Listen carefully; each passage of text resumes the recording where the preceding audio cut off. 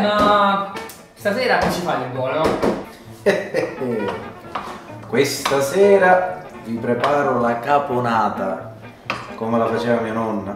Almeno ci provo. La caponata! Aspetta che ho un'idea. Aspetta. Ehi, mettici questo, La fine del mondo. Vieni.